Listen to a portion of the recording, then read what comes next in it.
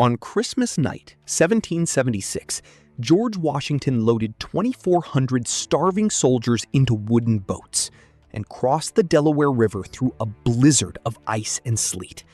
On the other side, over 1,000 Hessian mercenaries were sleeping off their holiday celebrations in the town of Trenton, New Jersey. They had no idea what was coming. Within 90 minutes of Washington's attack, the battle was over. More than 900 prisoners, 0 American combat deaths. It was one of the most lopsided victories of the entire Revolution. But this was not some lucky break by a desperate general rolling the dice.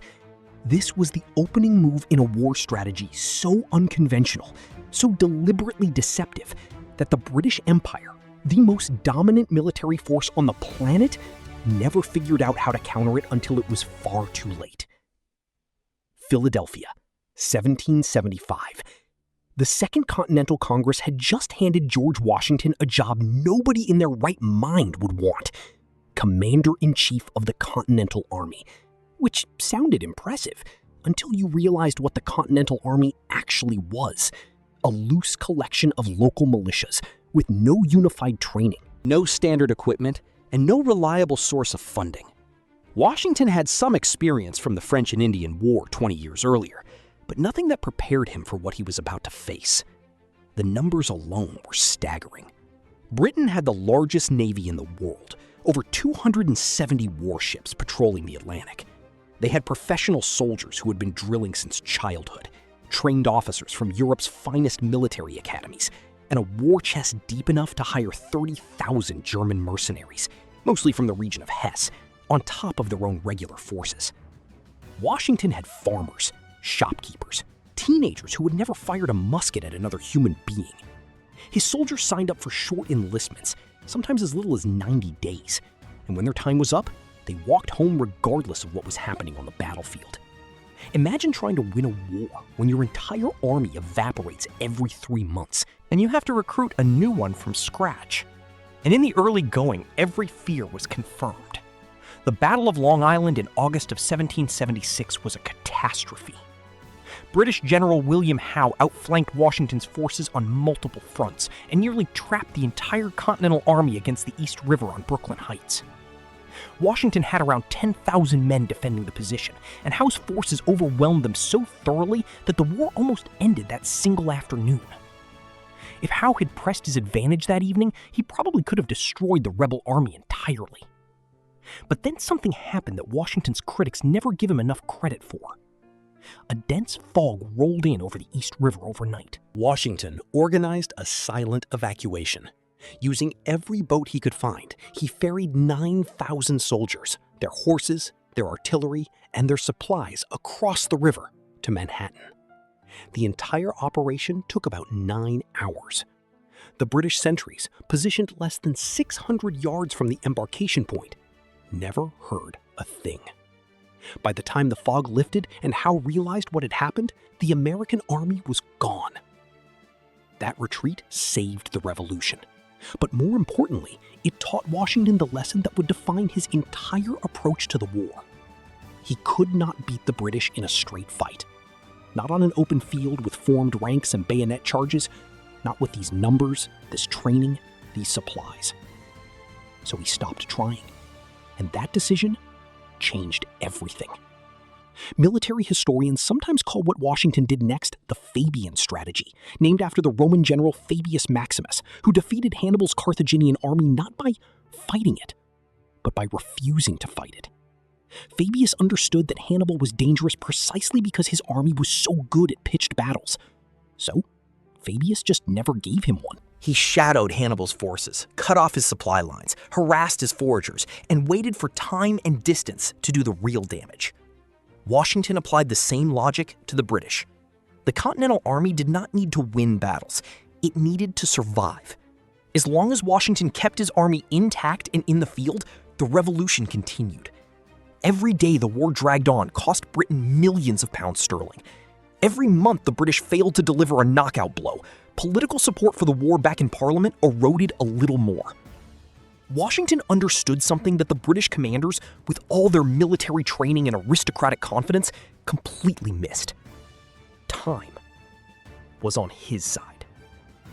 The British had to win quickly and decisively. Washington just had to not lose. So, instead of charging into glorious battle, Washington retreated. He retreated across New Jersey. He retreated through Pennsylvania. He retreated so many times that his own officers started questioning whether he had any intention of fighting at all. British generals mocked him in their dispatches back to London. Loyalist newspapers in New York called him a coward and predicted the rebellion would collapse within weeks. His own army was hemorrhaging soldiers because men who signed up to fight for freedom did not sign up to spend months walking away from the enemy. But Washington was not running scared. He was watching the British make the exact mistake he needed them to make. The British spread their forces across New Jersey in a chain of isolated outposts. They were so confident the war was winding down that General Howe returned to New York for the winter social season. His officers threw elaborate parties. The Hessian garrison at Trenton felt so secure that their commander, Colonel Johann Rall, reportedly dismissed warnings about a possible American attack. Local loyalists tried to hand him a note warning that Washington was on the move. Rall supposedly shoved the note in his pocket unread and went back to his card game. That unread note cost him his life and 900 of his men. Washington planned the Delaware crossing for Christmas night because he knew the Hessians would be celebrating. The operation was supposed to involve 3 separate crossings at different points along the river, with each column converging on Trenton simultaneously. But 2 of the 3 forces could not get across because the river was choked with ice. Only Washington's column made it. 2,400 men fighting the current for 9 hours while massive chunks of ice smashed against the hulls of their flat-bottomed boats. Horses panicked in the darkness. Artillery pieces had to be hauled across on reinforced ferries. Several boats nearly capsized. They finally reached the New Jersey side around 3 in the morning, already hours behind schedule. The plan called for a pre-dawn attack under cover of darkness. That window was gone. Washington pushed forward anyway. His men marched 9 miles through a driving snowstorm, some of them barefoot because their shoes had worn through weeks ago. Bloody footprints marked the frozen road behind them. 2 soldiers actually died from exposure during the march itself, collapsing on the road and never getting up again. When they reached the outskirts of Trenton just after 8 in the morning, the Hessians were caught completely off guard. Washington split his force into 2 columns that hit the town from different directions simultaneously. Colonel Rall stumbled out of his quarters trying to organize a defense, but his men were scattered and confused. Rall was shot from his horse and mortally wounded in the streets. Within 90 minutes, the fighting was over. More than 900 Hessians surrendered. Washington suffered 0 combat deaths. Future President James Monroe was among the wounded, having taken a musket ball to the shoulder during the assault. And then, just 1 week later, Washington pulled off a deception so audacious that it made the British look foolish for the second time in 7 days. British General Charles Cornwallis marched south with over 5,000 troops to crush Washington's small force, which had reoccupied Trenton after the battle. Cornwallis arrived on the evening of January 2nd, 1777, found Washington camped behind a sunken creek, and decided to wait until morning to finish the job. According to multiple accounts, Cornwallis told his officers he would bag the old fox in the morning. Washington kept his campfires burning all night long. He ordered a small detachment to stay behind, feeding the fires, banging shovels into the frozen ground as if digging fortifications, making enough noise to convince Cornwallis that the entire American army was still in position. Meanwhile, the actual army wrapped the wheels of their cannons in rags to muffle the sound and slipped away on back roads in the frozen darkness. By dawn, Cornwallis attacked an empty camp. Washington had already marched 12 miles north and slammed into the British garrison at Princeton, winning another quick, sharp victory. Cornwallis had been completely outsmarted by a man he had dismissed as a beaten fox hiding behind a creek. If you are enjoying this video and learning something about the real strategy behind the American Revolution, take a second and hit that subscribe button. we cover the greatest military strategies and forgotten turning points in history every single week. Now, the victories at Trenton and Princeton were critical for morale. Enlistments surged. Congress stopped panicking. The revolution had a pulse again. But Washington knew these wins did not change the fundamental math of the war. The British were still stronger, still better equipped, and still controlled every major port city along the coast. So, he went back to his Fabian approach, picking fights only when conditions favored him, and melting away whenever the British tried to force a major engagement. The winter of 1777 to 1778 brought the Revolution's darkest chapter. Washington's army, roughly 12,000 men, set up camp at Valley Forge, Pennsylvania, about 20 miles northwest of British-occupied Philadelphia. What followed was 6 months of misery that tested the limits of human endurance. Soldiers lived in crude log huts they built themselves, packed 12 men to a structure barely 14 feet by 16 feet. Food was so scarce that men survived on fire cakes, which were basically flour mixed with water and cooked on hot rocks. Disease swept through the camp relentlessly: typhus, dysentery, smallpox. Around 2,000 soldiers died at Valley Forge, not from British bullets, but from starvation and sickness. Clothing was so short that hundreds of men could not leave their huts because they had nothing to wear.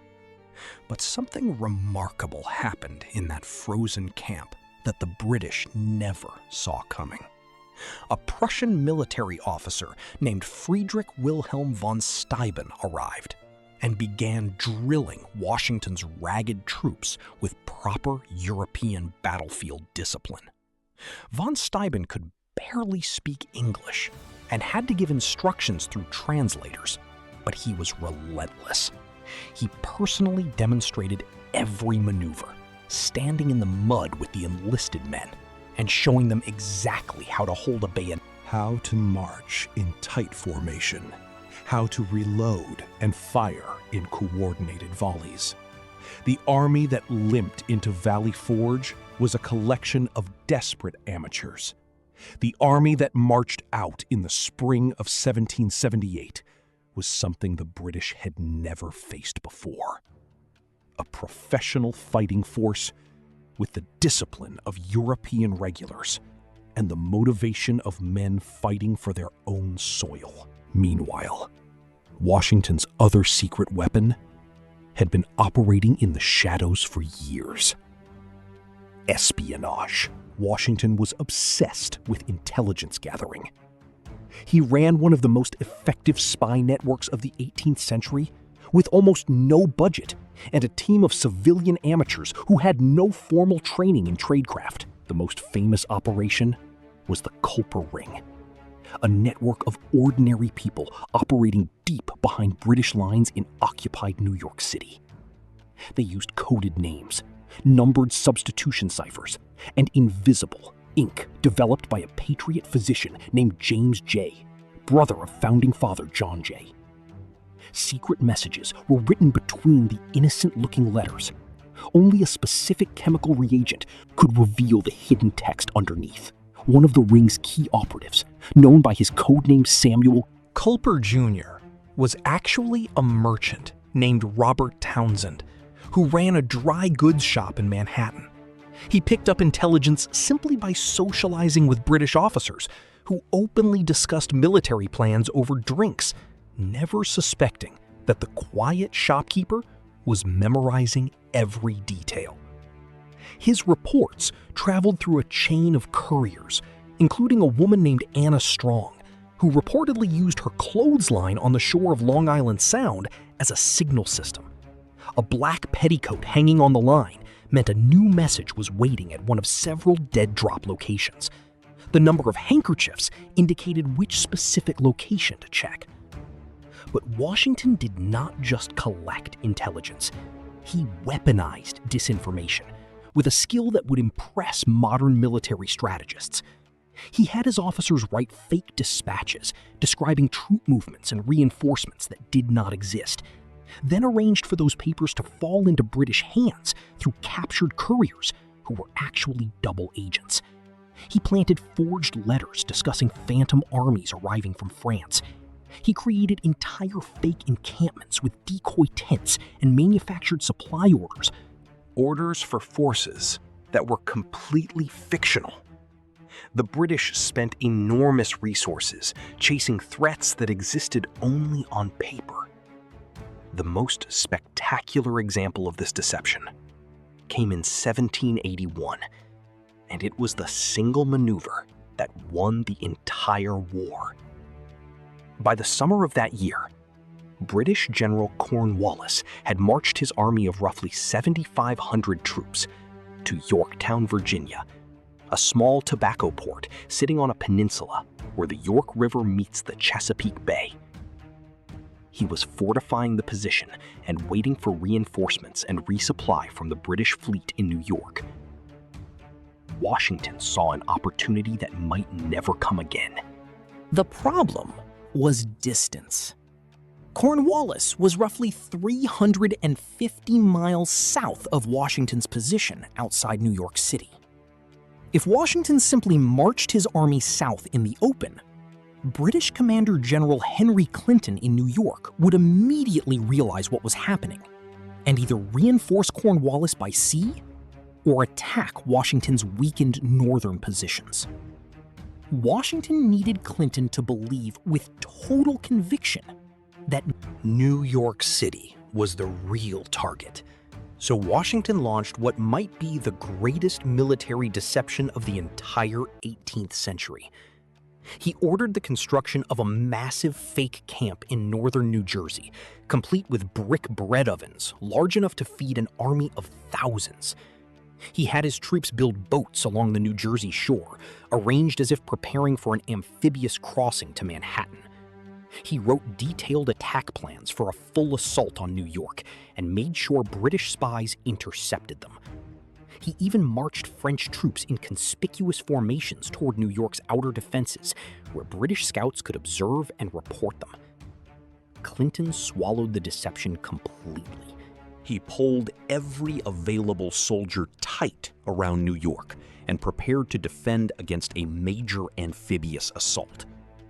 Meanwhile, Washington's real army, combined with roughly 4,000 French regulars under General Rochambeau, was racing south toward Virginia at a speed that's impossible for the era. They covered the full distance in just a few weeks, passing through New Jersey, Pennsylvania, Delaware, and Maryland before swinging into Virginia. By the time Clinton finally realized New York was never the target, Cornwallis was already surrounded, and there was one more piece of the trap. French Admiral François-Joseph Paul de Grasse had sailed 28 warships from the Caribbean into the Chesapeake Bay, sealing off Yorktown from any hope of British naval rescue. When a British relief fleet of 19 ships under Admiral Thomas Graves finally arrived from New York, de Grasse sailed out and engaged them in the Battle of the Virginia Capes on September 5, 1781. The French battered the British squadron badly that Graves retreated to New York for repairs. Cornwallis was now completely sealed on the Yorktown Peninsula, with no escape by land or by sea. The siege lasted about 3 weeks, and it was methodical, relentless, and brutal. Washington's combined force of over 17,000 American and French troops set up a semicircle of heavy artillery around the British fortifications and began bombarding them around the clock. The noise was constant, day and night. Cannon fire tore into the British earthworks, smashing fortifications that had taken weeks to build. French siege engineers, the best in Europe, directed the construction of parallel trenches that crept closer and closer to the British lines. Each new trench brought the American and French guns within more devastating range. The British fired back, but they were outgunned, and they knew it.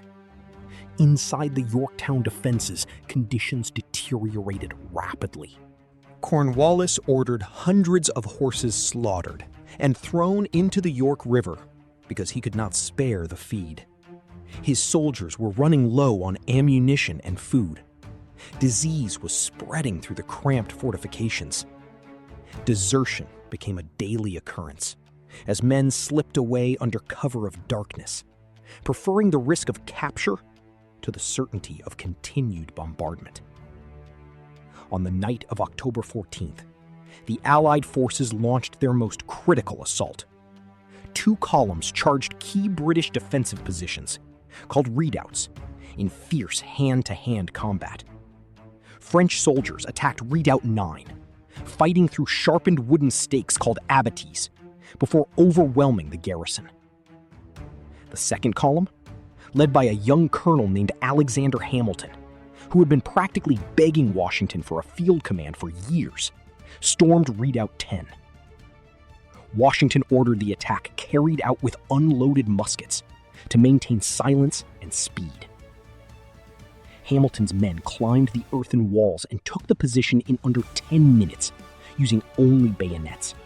The capture of those 2 redoubts allowed Washington to extend his trenches even closer and bring his artillery to point-blank range. 2 days later, Cornwallis attempted one final desperate gamble. He tried to evacuate his remaining forces across the York River at night, hoping to break out to the north and link up with other British units. The first boats made it across successfully, but then, as if the weather itself had chosen a side, a sudden, violent storm swept across the river. Wind and rain scattered the remaining boats and drove his half-evacuated army back to the Virginia shore. Whatever slim hope Cornwallis had left disappeared with that storm. On October 17, 1781, a single British drummer boy appeared on the ramparts of the battered Yorktown fortifications and began beating for a parley. The guns fell silent. 2 days later, on October 19th, over 7,000 British soldiers marched out of their ruined positions and laid down their weapons in a field between the American and French lines. According to tradition, the British band played a tune called "The World Turned Upside Down" during the surrender ceremony. Some historians debate whether that specific detail is accurate, but the symbolism could not be more fitting. When news of Yorktown reached London, British Prime Minister Lord Frederick North reportedly paced the room, repeating the words, "It is all over." He was right. The total humiliation of the British Empire at the hands of underfunded, under-equipped colonial rebels was the direct result of Washington's strategy from the very first day he took command. He did not win by being the superior battlefield. He lost more battles than he won. He lost New York. He lost Philadelphia. He lost nearly every major city the British wanted. But he understood that the war was never about holding ground. It was about endurance, deception, and making the British pay so dearly for every mile that their own people eventually refused to keep paying. Washington turned weakness into doctrine. He turned retreat into a weapon. He turned a freezing river on Christmas night into the moment that saved a revolution from dying. He turned a network of shopkeepers and farmers into one of the most effective intelligence operations of the century. And he turned a small tobacco port in Virginia into the trap that shattered an empire's hold on the American colonies forever. The British came to fight a conventional war. Washington gave them a ghost who would not stand still, who struck when they slept, who fed them lies they believed completely, and who vanished every time they tried to corner him.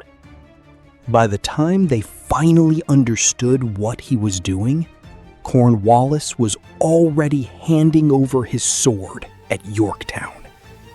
If this video opened your eyes to a side of the Revolution you never learned in school, hit subscribe so you do not miss the next one. We have got more untold strategies and forgotten turning points from history heading your way every week.